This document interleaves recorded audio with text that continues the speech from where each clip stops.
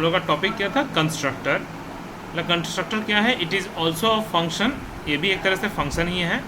Name should be initialise as, कुछ unique रहता है, underscore underscore initialise underscore self, जैसे लिखे हैं वैसे ही। अच्छा, बेनिफिट्स क्या है, auto call when object created. अब आते हैं हम लोग, चलो एक कोडिंग करके देख लेते हैं। क्लास का नाम एक नॉर्मल फंक्शन से, लास्ट क्लास में मैंने कोडिंग किया था, 1 से लेके n तक, comma 1, m is equals to m into x, और लूप के बाहर प्रिंट m का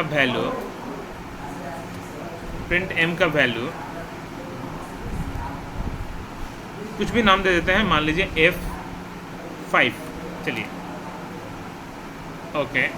लूप के बाहर OB1 इज इक्वल्स टू, बोला गया नॉर्मल फंक्शन का क्या प्रॉब्लम है, नॉर्मल फंक्शन का, ये नॉर्मल फंक्शन है मेरा, नॉर्मल फंक्शन का मेरा प्रॉब्लम है कि मुझे एक बार ऑब्जेक्ट क्रिएट करना पड़ता है और एक बार दोबारा मुझे कॉल करने का झमेला मुझे रखना पड़ता है, ठीक है। 5, ठीक है, तो 120। बोला गया कंस्ट्रक्टर का क्या फ़ायदा होता है, कंस्ट्रक्टर का फ़ायदा क्या होता है कि अंडरस्कोर इनिशियलाइज अंडरस्कोर, खाली नाम इस नाम से ही होगा। मतलब क्या फ़ायदा होगा, जब हम ऑब्जेक्ट क्रिएट करेंगे ऑटो कॉल हो जाएगा, मतलब खुद से ही कॉल हो जाएगा। बस वो ऑब्जेक्ट क्रिएट करते समय दोबारा मुझे पैरामीटर पास करके कॉल करने का ज़रूरत नहीं है, तब भी मुझे काम वही होगा। तो क्या मैंने बोला कि बेनिफिट्स क्या है, auto call when object created, ठीक है। अब आते हैं क्या, बोलेंगे कि दोनों में क्या डिफरेंस है, क्या ये रिटर्न कर सकता है, रिटर्न m, देखते हैं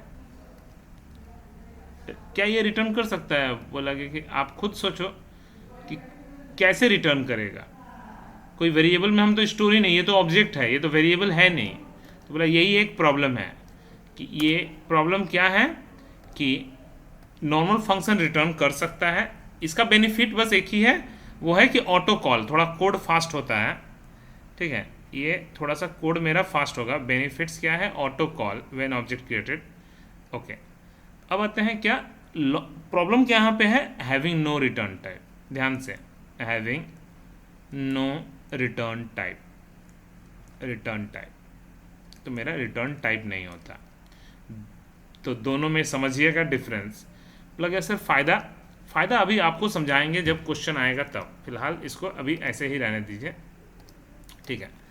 तो ये हुआ मेरा कोड। और मेरा क्या है, मेरा कंस्ट्रक्टर, जब हम लोग टॉपिक पढ़ते हैं तो पहले बोला गया कि कंस्ट्रक्टर कितने टाइप के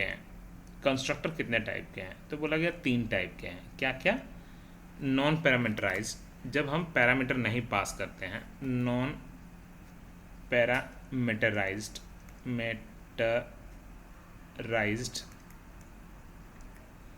पैरामीटराइज्ड आप खुद ही सोचिए ना, फंक्शन में भी हम ये वाला चीज़ पढ़ाए थे, ठीक है। बोला इसमें एक और नया है, वो है डिफ़ॉल्ट,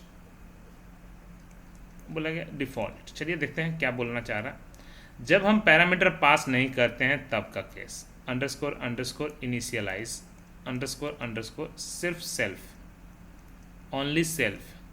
बोला गया ये कब इस्तेमाल करते हैं, जब हमको सेम ही रिजल्ट बार बार करना होता है। मतलब मान लीजिए 5 का अगर बार बार मुझे सेम रिजल्ट चाहिए तो हम लोगों को non parameterised underscore initialise underscore self, ये सब इंटरव्यू में नहीं पूछता है। सबसे ज़्यादा डेंजर है ये डिफ़ॉल्ट वाला, जब हमको डिफरेंट रिजल्ट चाहिए होगा, एक बार 5 का फैक्टोरियल, एक बार 7 का फैक्टोरियल, इस तरह से अगर मुझे बोला तो मेरा क्या होगा, ये पैरामीटराइज्ड कंस्ट्रक्टर, पैरामीटराइज्ड, इसका नाम यही है, पैरामीटराइज्ड, जो भी हो। बोला लास्ट है डिफ़ॉल्ट कंस्ट्रक्टर। बोला गया कि डिफ़ॉल्ट कंस्ट्रक्टर मतलब क्या, मैंने इससे पहले जो कोड किया था, इससे पहले मतलब जो मैंने अभी जस्ट थोड़ी देर पहले कोड किया था, क्या इस कोड में ऑब्जेक्ट नहीं क्रिएट हो रहा, आपका कॉल तो हो ही रहा है बट कहीं पे भी कंस्ट्रक्टर नहीं है। फिर से बोला गया डिफ़ॉल्ट कंस्ट्रक्टर किसको बोलते हैं? When we create an object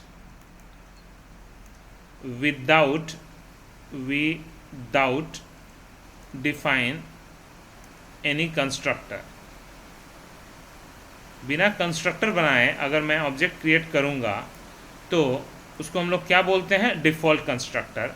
मतलब ऑटो जेनरेट, क्योंकि हम फिर भी तो कॉल कर ही रहे थे, auto generate a constructor in run time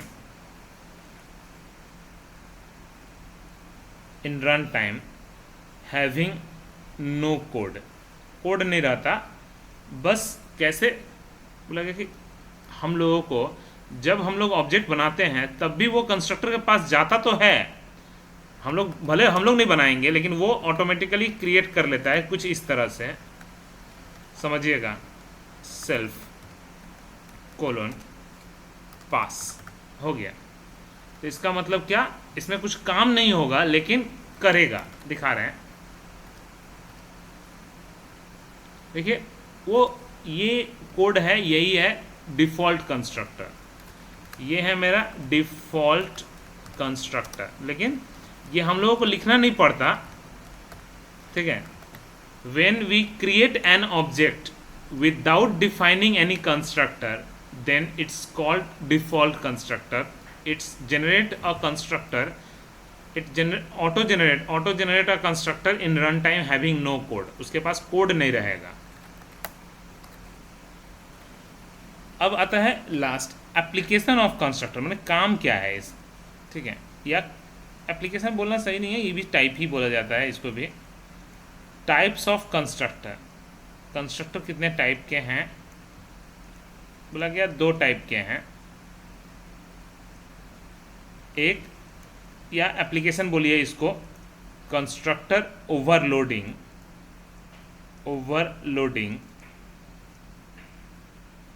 दूसरा constructor overriding.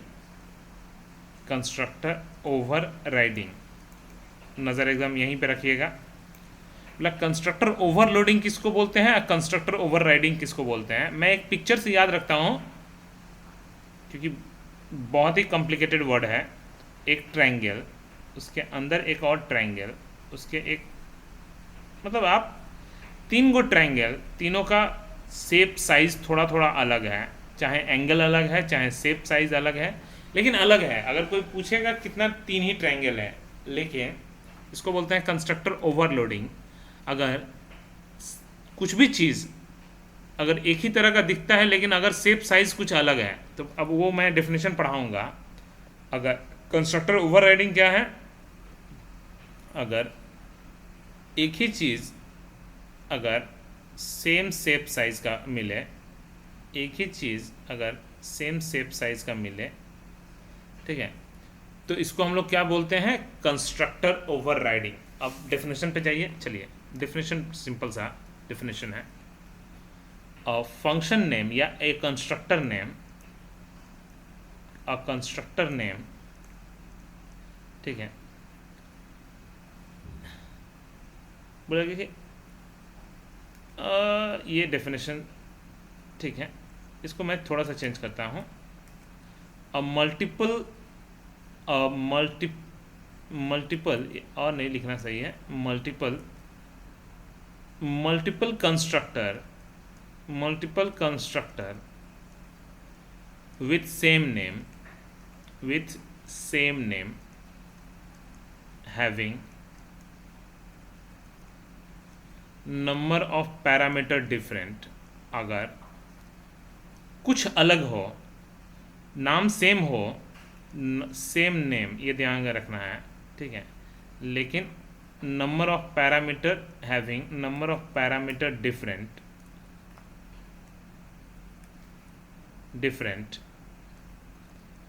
Type different and sequence different sequence different. बोला गया कि इसको समझने के लिए जावा का एग्जाम्पल ज़्यादा बेटर होता है, ठीक है। बोला गया इसमें से एक वर्ड याद रखिएगा, with in same class, with in same class, एक ही क्लास में, ओके। इसका डेफिनेशन क्या है, okay,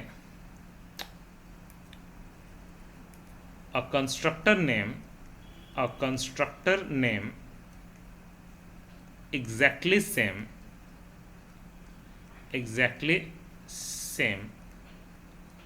type, number of parameter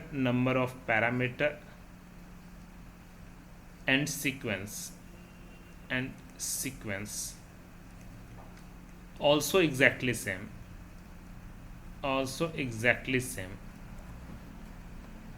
इसमें वो सब डिफरेंट था, ये एग्जैक्टली सेम। ध्यान रखना है, इनसाइड चाइल्ड क्लास, ये दिमाग में यही रखना है, inside child class is known as constructor overriding. बाद में समझेंगे ये क्या है क्या नहीं है, चाइल्ड क्लास कैसे बनाते हैं, वो सब चीज़ें बाद में हम समझेंगे।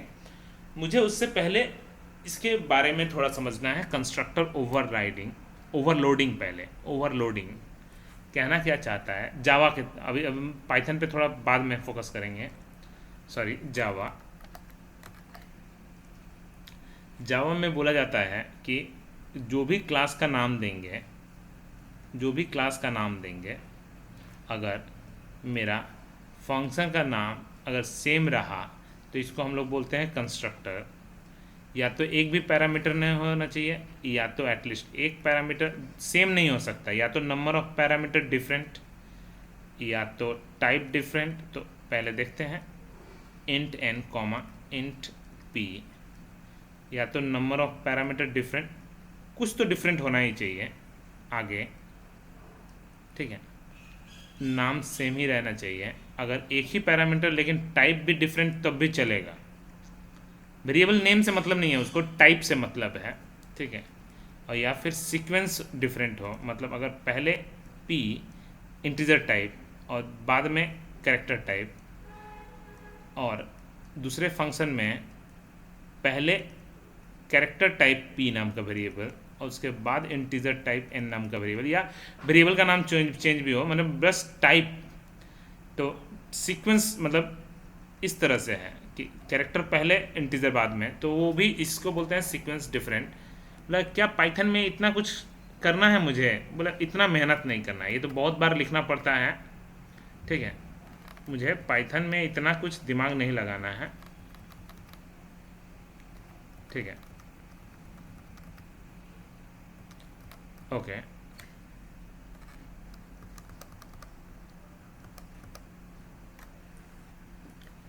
तो एक मिनट, हाँ, पाइथन में कैसे लिखते हैं भैया कंस्ट्रक्टर ओवरराइडिंग। तो चलो पाइथन का एक बार समझते हैं, बहुत ही इजी है। बोला गया कि अगर मेरा, ध्यान से, क्लास नेम, फंक्शन का नाम तो मुझे बार बार लिखना नहीं है, इनिशियलाइज अंडरस्कोर बस सेल्फ। आपको कितना पैरामीटर चाहिए कैट टाइप का, क्योंकि यहाँ पे टाइप बोल के कुछ है ही नहीं, यहाँ पे तो ऑटो टाइप सब कुछ है। कि अगर मेरा एक वेरिएबल, हम वेरिएबल का नाम कुछ भी है, 2 वेरिएबल 3 वेरिएबल, आपकी मर्जी, जितना मर्जी उतना वेरिएबल आप ले लीजिए। तो आप इसको एक के लिए भी यूज़ कर सकते हो, एक भी नहीं के लिए, मतलब पहले तो ब्लैंक के लिए, एक के लिए, 2 के लिए, 3 के लिए, 4 के लिए, आप कितना भी डेटा टाइप के लिए यूज़ कर सकते हो। बस यहाँ पे if else, if x is equal to null और y also equal to null, sorry और नहीं, and z is also equal to null and p is also equal to null. अगर सबका सब नल हो तो मेरा कोड ये काम करेगा। Else if x is not equals to null but y null, तो मतलब मेरा कोड ऐसे करके मैं कुछ भी करवा सकता हूँ, ठीक है। चलो देखते हैं कोडिंग। तो चलो हम लोगों का कोडिंग स्टार्ट होगा। तो ये था हमारा पुराना ही तरीका, अब मेरा कोडिंग स्टार्ट हो रहा कि एक क्लास के अंदर अगर मैं कंस्ट्रक्टर लिखता हूँ, ठीक है, चलिए देखते हैं। मैं चाहता हूँ कि अगर जो भी चाहता हूँ, मुझे क्या लेना देना, मेरे पास यहाँ पे ये डिफ़ॉल्ट कंस्ट्रक्टर कैसे लिखा जाता है वो तो था ही, मुझे डिफ़ॉल्ट कंस्ट्रक्टर नहीं करना है, कंस्ट्रक्टर ओवरलोडिंग। तो आप क्या कीजिए, कॉमा देके n1 is equals to null, n2 also equals to null, n3 also equals to null, n4, आप चलिए इतना बहुत है। 3 वेरिएबल का कंसेप्ट, 3 वेरिएबल का मतलब आपको 7 कॉम्बिनेशन या 8 कॉम्बिनेशन मिलेगा, ठीक है। चलो एक बार कोडिंग में क्या लिखेंगे, if n1 is equal equal to null, यहाँ पे गलती होने का चांस रहता है, और नहीं लिखना है, ध्यान रखना है, and n2 also equal equal to null, and n3 also equal equal to null. तो तीनों का तीनों नल रहेगा तो ये कोड एग्जीक्यूट होगा। तो बोला गया कि सिंपल प्रिंट नो डेटा। अरे हम कुछ भी, आपको बस हम दिखा रहे हैं कि एक ही प्रोग्राम को मैं कैसे यूज़ कर सकता हूँ। Control C, control V, elif, हाँ, अगर n नॉट इक्वल्स टू, लेकिन n2 equals to null, n3 also equals to null, तो 1 डेटा, सिर्फ n1 का वैल्यू। आपकी मर्जी, आप क्या करना चाहते हो, मैं तो अब बस आपको कोडिंग ऐसे ही लिख के दिखा रहा हूँ। n1 not equals to, n2 भी नॉट इक्वल्स टू, तो 2 डेटा n1 कॉमा n2। आप वहाँ पे कुछ एडिशन का प्रोग्राम, मल्टीप्लिकेशन का प्रोग्राम, जो भी आप लिखना चाहते हो लिख सकते हो। n1 n2 और n3 तीनों में से कोई भी नॉट इक्वल्स टू नल, तो 3 डेटा, ठीक है, तो 3 डेटा, तो n1 comma n2 comma n3। चलिए लगे कि चलो देखते हैं। मैंने एक ऑब्जेक्ट बनाया, हम सेम ही ऑब्जेक्ट से या फिर डिफरेंट भी ऑब्जेक्ट बना सकते हैं। मैं एक डेटा पास कराया, 2 डेटा भी पास करा सकता हूँ। क्या हम डिसिमिलर भी पास करा सकते हैं एक ही डेटा? तो बोला हाँ। क्या हम 2 डेटा भी पास करा सकते हैं, एक स्ट्रिंग एक इंटीजर? बोला कि कुछ भी आप पास कराइए ना, क्योंकि मेरे पास कोड यही लिखा हुआ है, ठीक है। OB2 हम नया वेरिएबल भी ले सकते, नया ऑब्जेक्ट भी ले सकते हैं।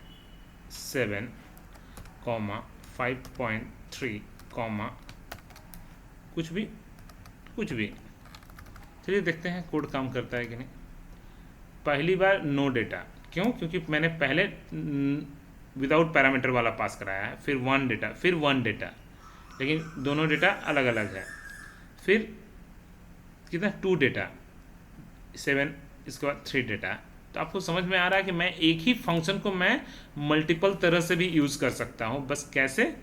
बोला गया कि या तो नंबर ऑफ पैरामीटर डिफरेंट, या तो नंबर ऑफ पैरामीटर डिफरेंट, या तो टाइप डिफरेंट। क्योंकि आपका जब भी, मतलब मान लीजिए मैं अगर कोडिंग कुछ भी करना चाहता हूँ, ठीक है, तो मतलब इसका कहने का मतलब क्या कहना चाहते हैं हम, वो अभी जो बोलना चाह रहे हैं वो थोड़ी देर में समझा के हम बताएंगे। तो इसमें हम कैसे हम पिक्चर तो ड्रॉ किए थे वो याद रखिए खाली। ये भी ट्रायंगल ही है, ये भी ट्रायंगल का ही प्रोग्राम है, ये भी ट्रायंगल का ही प्रोग्राम है, लेकिन तीनों ट्रायंगल अलग अलग शेप, अलग अलग साइज़ का है, सबका एरिया अलग है, सब कुछ अलग अलग है। तो ये तीनों अलग हम लोग डिटेक्ट कर सकते हैं इसमें ओवरलोडिंग में, ठीक है। ओवरराइडिंग में कैसे काम करेगा? ओवरराइडिंग में मेरा ओवरराइडिंग ये नहीं है, ओवरराइडिंग में चाइल्ड क्लास में होता है, ये एक ही क्लास में होता है। अब आते हैं कि सर दूसरा क्वेश्चन, सर ये भी एक पैरामीटर है, ये भी एक पैरामीटर है, तो दोनों केस में तो समझेगा ही नहीं कि किस में जाना है, इसी में तो आएगा, दोनों ही केस में इसी में आएगा। बस अब मैं यहाँ पे कोडिंग कर देता हूँ। कोशिश कीजिए, अब देखिए ट्राई कैच का शुरू कर दिया है। कोशिश कीजिए क्या चीज़, n1 is equals to integer में कन्वर्ट करने का। n1 को अगर कोशिश सक्सेसफुल हुआ तो, कोशिश अगर सक्सेसफुल हुआ तो 1 इंटीजर डेटा, देखिए मैं उसमें भी कोडिंग कर दिया। अगर कोशिश अनसक्सेसफुल हुआ तो वो भी मैं वहाँ पे कुछ भी लगा सकता हूँ, ये तो मैं आपको प्रिंटिंग सिर्फ सिखा रहा हूँ। तो 1 आइदर फ्लोट कुछ भी हो सकता है और स्ट्रिंग डेटा, ठीक है। अब देखते हैं, अब दोनों में मैसेज चेंज हो गया, बोला गया ओ सॉरी एक्सेप्ट, ट्राई के संग एक्सेप्ट। ये जब पढ़ेंगे तब अभी समझ में आएगा एक्सेप्शनल हैंडलिंग। देखिए तो ये किस में आया, ये 1 इंटीजर डेटा और ये चला गया 1 फ्लोट और स्ट्रिंग डेटा, क्योंकि v एक स्ट्रिंग है और 5 मेरा एक इंटीजर है। लॉजिक समझ में आ गया?